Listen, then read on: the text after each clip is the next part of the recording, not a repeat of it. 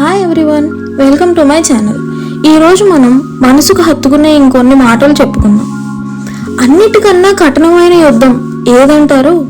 అది మనం మనతో చేసేది. మనం ఓడించాల్సిన శత్రువులు ఎవరో తెలుసా? వాళ్ళు ఎక్కడో ఉండరండి, మనలోనే ఉంటారు. అవే మన వీక్నెసెస్, అంటే మన బలహీనతలు, మన ఫియర్స్ అంటే మన భయాలు, మన ఎమోషన్స్, మన వైసెస్ అంటే మన చెడు అలవాట్లు అండ్ ఇండిసిప్లిన్. ఈ ఒంటరి పోరులో మనకు వచ్చే ఒకే ఒక్క ఆయుధం పట్టుదల. అంతర్గత శత్రువులు అంటే మన ఇన్నర్ ఎనిమీస్ ని ఓడించగలిగిన వారు ప్రపంచాన్నే జయించగలరట. అయితే రాళ్ళు తిని అరిగించుకోగల వయసులో ఉన్నప్పుడు తినటానికి మరమరాలు కూడా దొరకవు. వజ్రాలు వైడూర్యాలు పోగేసుకునే ముసలి వయసులో మరమరాలు కూడా అరగవు. That's the irony.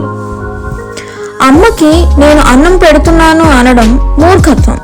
అమ్మ చేతి అన్నం తింటున్నాను అని చెప్పగలిగిన వాడు ధన్యుడు. ఆత్మీయులతో కలిసి తినే భోజనంకి రుచి ఎక్కువ. పలచని నీళ్ల చారు కూడా అమృతంలా రుచిస్తుంది. ఆకలితో ఉన్నవాడి మాటలకు ఆగ్రహించొద్దు.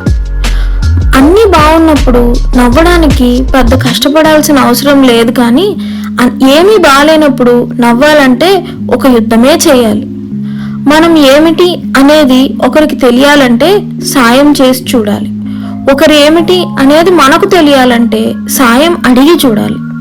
గొప్పవాళ్ళు మన వాళ్ళైతే బాగుంటుంది అని అనుకుంటారు, కానీ మన వాళ్ళే గొప్పవాళ్ళైతే తట్టుకోలేరు.